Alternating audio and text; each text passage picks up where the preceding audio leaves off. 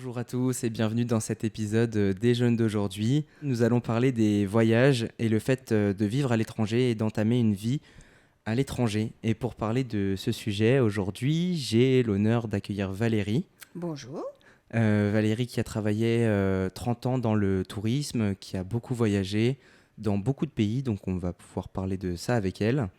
Et avec eux, j'ai la chance d'avoir Antoine. Salut. Bonjour Antoine et Mathis. Bonjour. Donc Antoine et Mathis qui sont deux copains qui ont pour ambition de partir au Canada l'année prochaine. Pour vous, quel est le but de partir vivre à l'étranger ? Moi, je suis pas très bon en anglais, donc c'est Mhm. quelque chose qui pourrait m'apprendre parler une langue déjà, découvrir une culture, et voilà, pour moi, c'est le but. Pour toi Mathis aussi ou... Pour moi, c'est la même chose. C'est aussi l'envie de découvrir d'autres pays. On a la chance d'être né en France, d'avoir vécu en France. Et le fait de découvrir un autre pays, une autre culture, c'est bon pour nous, pour nos projets et pour grandir aussi. Apprendre à grandir dans un autre pays. Je trouve ça très, très intéressant comme projet à avoir. Et pour toi Valérie ? Effectivement, c'est ça qui a été à la base de tous mes vœux lorsque j'ai décidé de partir à l'étranger, de voyager. Je pense que partir, c'est aussi s'ouvrir vers le monde, de découvrir d'autres cultures, apprendre à aimer et à connaître le monde, d'autres gens, mais c'est aussi apprendre à revenir. Et ça, c'est quelque chose qu'il faut garder en mémoire. On n'est pas obligé non plus de partir définitivement et surtout, il faut garder en soi ses racines et les gens qui nous ont élevés. Complètement d'accord. Est-ce que tu peux nous dire aussi dans quel pays tu as fait ? J'ai vécu dans plusieurs pays. J'ai commencé par vivre en Suisse. Ensuite, j'ai voyagé en Grèce. J'ai voyagé aux Canaries, beaucoup en Espagne, Baléares, Tunisie, Maroc et ensuite au Kenya. Et pour terminer, aux Seychelles. Et vous, quel voyage vous avez déjà fait en tant que touriste ou pour aller voir de la famille ? Moi, c'est surtout en tourisme, j'ai fait comme grand voyage Hong Kong. D'accord. Ça m'a vraiment, c'était incroyable.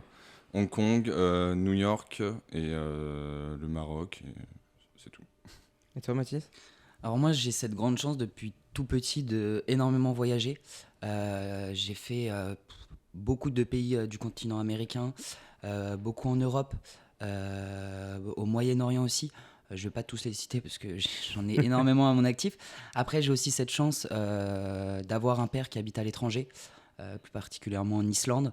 Et pour nous éviter, on va dire, d'aller le voir tout le temps en Islande, certes, c'est un pays magnifique, mais bon, à la longue, c'est un peu usant. Donc, j'ai la chance, à chaque fois, il essaye de nous faire rejoindre dans des pays différents où on se retrouve. Il nous prend un billet d'avion et on va se retrouver à Dublin, à Berlin, plutôt en Europe, pour que ça soit assez proche. Donc, voilà, j'ai cette chance de beaucoup voyager depuis tout petit. Et comment tu vis le fait que ton père soit parti ? Ça fait déjà combien de temps qu'il vit à l'étranger ? Ça va faire 4 ans qu'il est parti. Mhm. Mon père a toujours eu ce rêve de vouloir partir à l'étranger. Au début, j'étais un peu réticent parce que voir son père partir dans un autre pays qui est plutôt quand même assez loin, ça fait bizarre. Au début, ça fait très bizarre. Mais au fur et à mesure, on s'y habitue.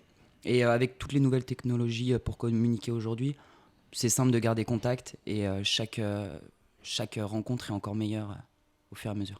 Alors du coup, est-ce que tu penses que le fait d'avoir vu ton père partir peut être à l'origine de ton choix à toi ? Est-ce que son expérience est bénéfique ou est-ce que c'est ça qui peut t'avoir influencé ? Actuellement, ça m'a sûrement influencé, mais moi j'ai cette envie depuis tout petit de partir vivre à l'étranger, plus particulièrement sur le continent américain, qui m'a toujours fasciné. Donc ça, c'est vraiment un rêve d'enfant. Donc là, commencer vraiment à prévoir notre départ, c'est sûr que c'est encore plus excitant. Mais oui, c'est sûr que mon père m'a fortement influencé dans mon choix de partir à l'étranger depuis tout petit.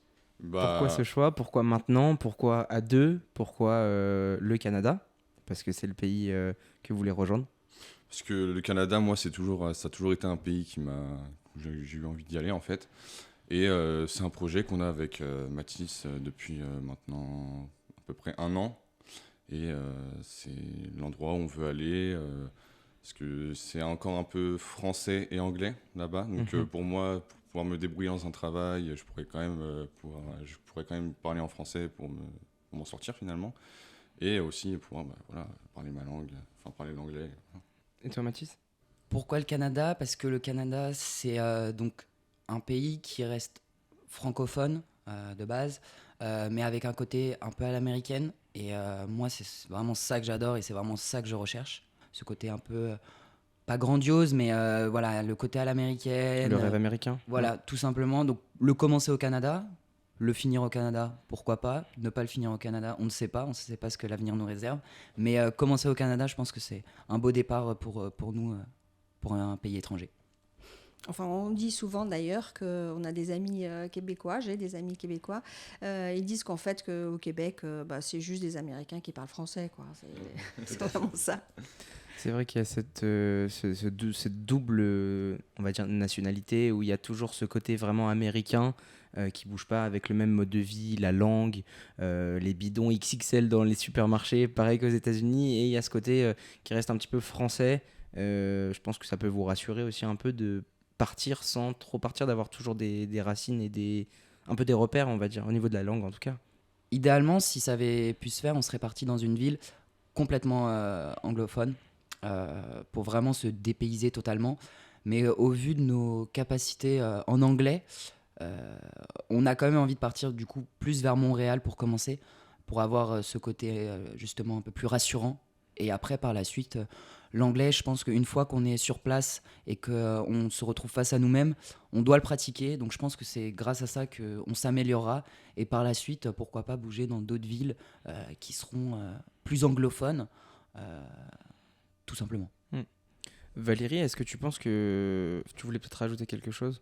Oui, je voulais dire, de par mon expérience, justement, on se pose souvent la question de savoir comment est-ce qu'on peut développer un peu plus ces échanges entre les différentes cultures, pourquoi les Français ont cette image souvent à l'étranger d'être un petit peu arrogant.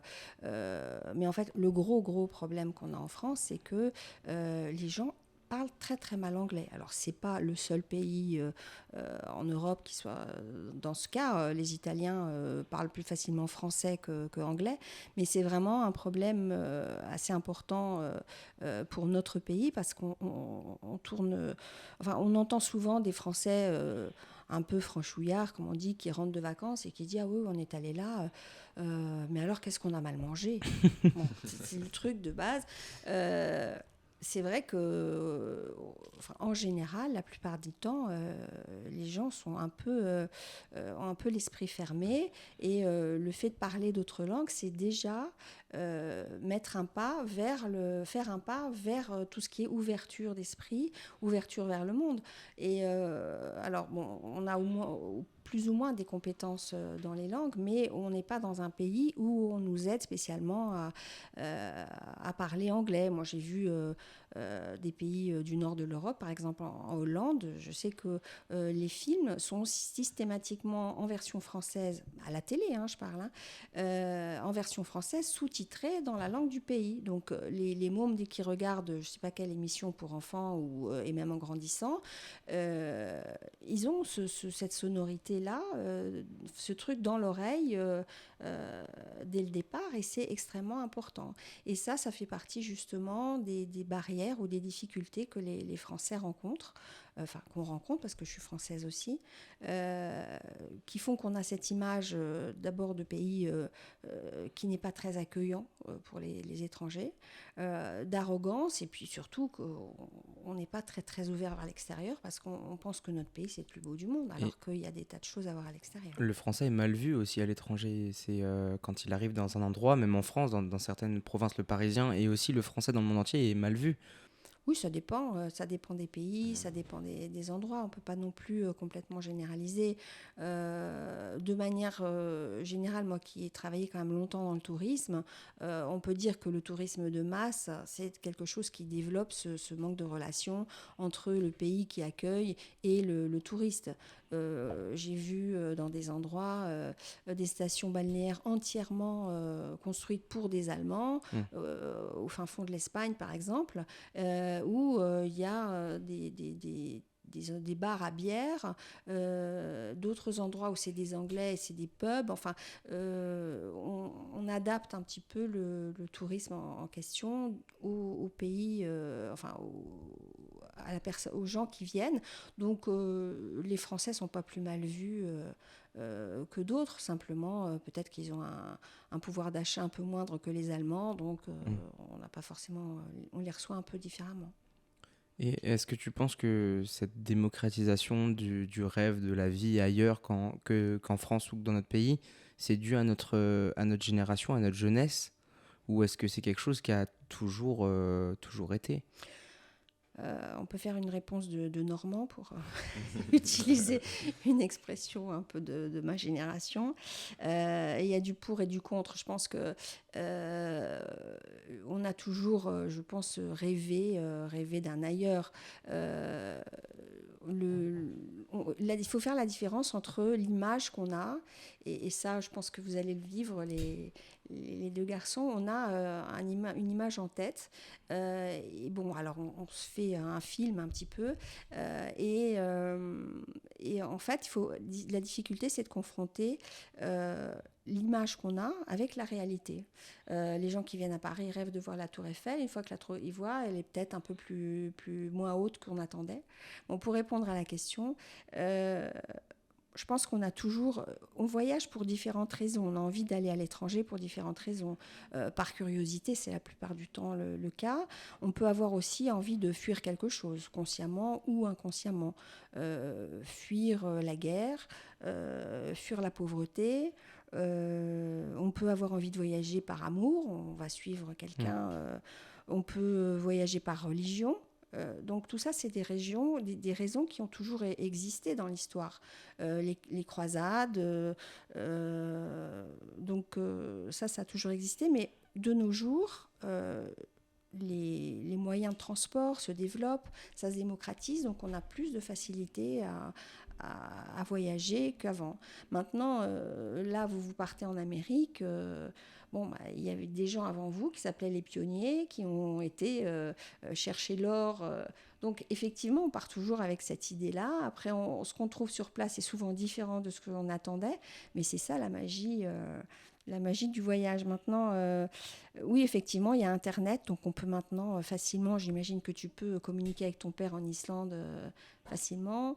Et tous les moyens qu'on a actuellement à nos dispositions permettent quand même d'améliorer les choses et de donner plus de facilité pour voyager. Nous, effectivement, en fait, aujourd'hui, si on part aussi, c'est parce qu'on n'a pas forcément, on a forcément des attaches en France. On a des gens qui comptent pour nous, etc. Mais voilà, pour en revenir, les moyens de communication sont tellement développés aujourd'hui que partir, en fait, on part pas si loin que ça, parce qu'au final, on sera toujours présent pour nos proches, pour nos amis. Comme vous l'avez dit, les moyens de transport se développent de plus en plus. Certes, c'est un sacré montant pour pouvoir voyager, mais aujourd'hui, si on veut, on peut se donner les moyens de voyager. Donc c'est un peu une phrase bateau, ce que je dis, mais c'est un peu une phrase du vu et revu. Mais voilà, je pense qu'aujourd'hui... c'est plus simple aussi, je pense. C'est beaucoup plus simple qu'avant. Ça, c'est sûr que partir, voyager, s'installer dans un pays, plus simple qu'avant, ça, je ne sais pas forcément, mais aujourd'hui, on peut plus se donner les moyens de partir vivre à l'étranger. Qu'est-ce que vous avez prévu sur place? Comment on construit une vie, ou en tout cas une période de vie, parce que vous allez peut-être pas finir votre carrière et votre vie là-bas. Comment on construit quelque chose à partir de rien, sans repère, sans famille sur place, des fois avec la barrière du langage, à savoir est-ce qu'on va pouvoir parler. Bon, là vous partez dans un quartier français, dans une ville française qui parle français, mais comment on fait pour construire cette vie, cette nouvelle vie à partir de rien en fait? Bah, moi, je pense que déjà, ce qu'on va faire avec Mathis, c'est qu'une fois qu'on arrivera sur les lieux, on prendra un Airbnb, donc pendant peut-être 1 mois, 2 mois, 3 mois, histoire de faire du repérage déjà pour trouver un travail. La première priorité, trouver un travail. Et ensuite, trouver un logement sur le long terme. Et à partir de là, je pense qu'on sera bien pour pouvoir commencer notre nouvelle vie, si je puis dire. Je pense qu'avec Antoine, déjà, on se complète très très bien parce qu'on a chacun nos idées pour partir vivre à l'étranger, et je pense que notre plan est quand même assez rodé. On prévoit des coûts quand même. On y va quand même un peu aussi en mode aventure, parce que pour nous, on a aussi un peu cette envie et cette soif d'aventure. Là-bas, on a regardé sur des sites qui recrutent. C'est pas trop un problème de trouver un métier au Canada, surtout dans nos secteurs Il y a de la respectifs. demande. Il y a énormément de demandes. Et ensuite, voilà, pour l'instant, on prend un billet aller, on prend pas de billet retour. Et après, on verra ce que la vie nous réserve là-bas. On est un peu des aventuriers, donc on verra. On verra ce que la vie nous réserve. Mais je pense que c'est génial ce que vous faites. Effectivement, quand j'étais plus jeune, on n'avait pas les mêmes possibilités de voyager et les mêmes budgets. Mais je pense, moi j'ai voyagé seule très très souvent.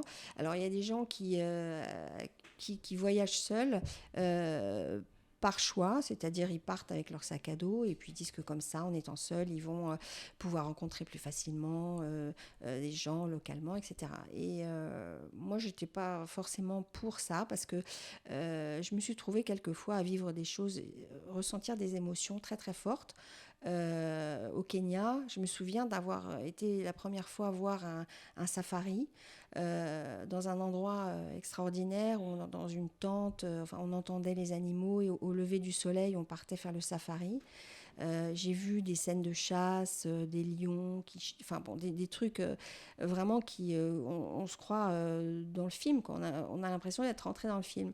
Et à ce moment-là, il me manquait quelqu'un, j'avais besoin de partager ça avec quelqu'un.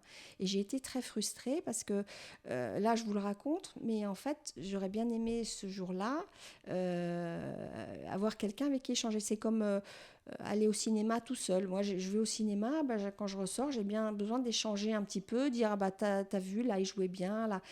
Et vous avez une chance tous les deux, en plus vous vous connaissez apparemment assez bien, vous avez cette chance d'avoir ce projet en commun. Donc déjà avant, vous commencez à rêver, à monter, et puis vous allez le vivre ensemble et vous aurez quelqu'un avec qui partager les choses sur place parce que vous allez être déçus, vous allez avoir une super expérience, vous allez aller vous présenter pour un job ou un autre et puis l'autre sera là quand vous allez rentrer pour vous soutenir parce que ça ne s'est pas bien passé ou vous aider.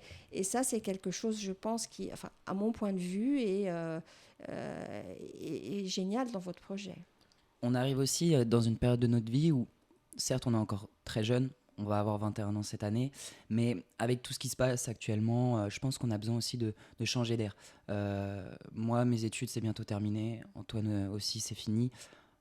On ne se voit pas, je pense, continuer en France avec la situation actuelle, tout ce changement qu'on a depuis des années. Donc aussi, je pense que c'est un peu pour nous une manière, pas de fuir, mais de se dire autant aller vivre ça quelque part d'autre. Ça correspond à ce que je disais justement au début.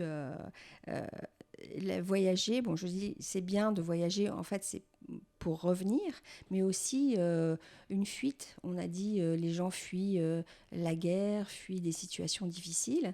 Il y a aussi des choses qu'on fuit et qu'on fuit sans s'en rendre compte psychologiquement. Moi, je sais qu'il y a des moments, je me rends compte maintenant avec l'âge, mais j'ai fui certaines choses difficiles que j'avais vécues en France. Donc là, tu viens de le dire, on a vécu là dernièrement une période difficile et tout le monde a envie de prendre l'air, quoi. On a tous envie de bouger, d'avoir une vraie vie libre. Alors, les problèmes, tu les trouveras aussi au Canada mais tu les vivras vous les vivrez différemment. Oui, ils sont deux. Il y a ils sont rassurés aussi de partir à deux et de ne pas entamer, se jeter entre guillemets dans le vide tout seul. Ils peuvent échanger, ils peuvent se soutenir dans les bons et les mauvais, dans les bons et mauvais moments. Hein, ça va pour les deux. Hein. Mais ils sont pas seuls, donc je pense que c'est plus rassurant pour vous. De partir à deux que plutôt oui, seul. Clairement. S'il y en a un qui est au plus bas, l'autre sera là pour le relever et l'inverse, c'est pareil. Le fait de partir à deux, comme vous le dites, c'est très rassurant et à la fois, ça peut faire peur aussi. Parce que Antoine et moi, on se connaît depuis pas mal de temps, on sait qu'on est pareil, on s'est jamais embrouillé, mais le fait aussi de partir dans un autre pays, est-ce que ça va changer quelque chose ? Je ne pense pas. Je ne pense pas. Non. Mais c'est sûr que c'est très rassurant de partir à l'étranger avec quelqu'un. Surtout, on se correspond. on est très différents, mais on se correspond. Donc, on pourra s'aider pour tout. Et sur plein de sujets, typiquement, quand on part à l'étranger, il y a un sujet aussi qui revient quand même beaucoup de fois, c'est le sujet de l'argent. Parce que partir à l'étranger, c'est quand même un certain coût. Donc je sais que on peut s'aider sur ça, on sait se parler, donc il n'y aura pas de problème, ça c'est sûr et certain.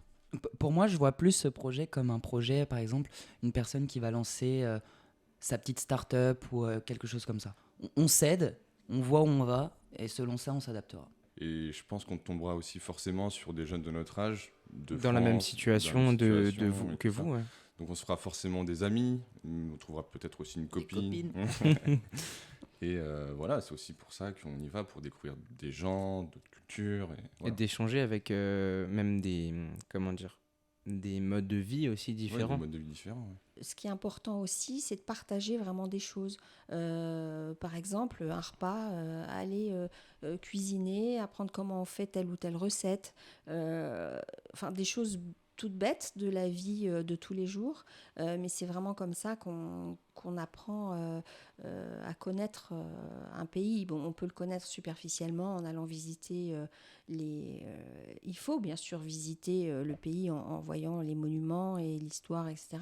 Mais aussi en ayant un contact bien plus profond avec les gens. Concernant Montréal, moi j'ai déjà eu la chance de partir déjà à Montréal, donc j'ai déjà fait, donc je connais pas toute la ville par cœur, c'est sûr, mais je sais du coup un peu à quoi m'attendre.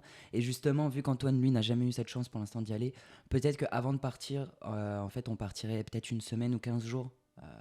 Déjà, peut-être pour faire des repérages aussi, parce que bon, on a envie un peu d'arriver avec notre sac à dos directement et de se débrouiller, mais ça peut voir où habiter, ça peut être rassurant surtout, et même aussi pour Antoine qui voit la ville, parce que là, on est très pressé de pouvoir faire ça, mais ça se trouve, il va arriver devant la ville et il va pas kiffer. Donc, je pense pas, mais voilà. Donc, c'est sûr que voir en vrai, parce qu'on a des attentes forcément, nous deux, on a des attentes de ce pays, de cette ville, des projets aussi, mais c'est sûr que arriver directement sans avoir vu, je sais pas si ça peut te faire peur ou t'effrayer. Moi, pas du tout. Du moment en fait que je ne cherche pas à fuir la France, mais du moment que je pars de la France pour découvrir un autre pays, en fait, je suis preneur. Je vais pas arriver dans le pays et me dire bon, bah en fait, ça me plaît pas, on se casse quoi. Moi, à partir du moment où je suis dans un pays pour le découvrir, j'y vais à fond. Après, bon, voilà, comme il a dit, c'est possible que le pays ne me plaise pas plus que ça, mais bon, une fois qu'on est au Canada, aux alentours, il y a plein d'autres choses à faire. Donc, voilà. C'est ce que je disais au départ, au fait, la difficulté, c'est de faire matcher l'image qu'on a, le rêve qu'on a avec la réalité. Moi, quand je suis partie en Grèce, j'imaginais l'image de Santorin avec les maisons blanches, les coupoles bleues, et puis et en fait, je suis allée en Crète. Et alors là, la Crète, ça n'a rien à voir avec ça, parce que c'est très très proche de la Turquie. Donc, les maisons, ça n'a rien à voir. Les hommes sont habillés avec des grandes bottes noires et des pantalons sarouel, donc ils sont plus turcs qu'autre chose. Donc, bon. Moi, j'ai eu la chance aussi de partir au Canada et je sais que j'avais des a priori, surtout sur le côté montagne, le côté nature, etc. Et j'ai pris une claque en me disant que c'était 10 fois mieux que ce que je pensais. Donc, il y a ce fait aussi de se dire, bon, ça se trouve, ça ne sera pas à la hauteur, mais ça se trouve, ça sera même mieux que ce que j'attends. Moi aussi, j'ai vécu ce genre d'expérience quand je vous parlais tout à l'heure, notamment aux Baléares, des grandes stations, stations balnéaires où il y a les Allemands, etc. Donc, je n'avais pas spécialement envie d'aller là, mais je partais pour travailler là, donc ce n'était pas forcément un choix au départ. Et en fait, on peut se trouver c'est comme partout dans la vie, quel que soit l'endroit où on se trouve d'ailleurs. Ce qui est important, c'est les relations humaines, c'est-à-dire que on peut vivre un truc moche dans un endroit qu'on pensait être sensationnel, et puis vivre des trucs vraiment très profonds et très intéressants dans un endroit qui a priori n'était pas on n'avait pas beaucoup d'attentes par rapport à cet endroit-là. Moi, j'ai vécu ça aux Baléares, j'ai des amis avec lesquels je suis encore en contact aujourd'hui, alors que au départ, c'était pas un endroit où j'avais spécialement envie de voyager ou d'aller. En tout cas, merci beaucoup pour d'avoir accepté mon invitation. Merci à vous. Merci à toi. Et merci d'avoir participé, de nous avoir livré ces témoignages. C'était très intéressant. Je rappelle aux gens qui nous écoutent que d'autres épisodes sont disponibles sur les plateformes de téléchargement et aussi sur la chaîne YouTube Les Jeunes d'aujourd'hui, et que nous avons aussi plusieurs réseaux sociaux. N'hésitez pas à aller vous abonner et les suivre, donc sur Instagram, Facebook, YouTube, TikTok, Twitter et LinkedIn, où on poste régulièrement des résumés d'épisodes ou des prochains épisodes ou des informations sur le podcast. Voilà, merci beaucoup à vous Merci. Merci. et à bientôt.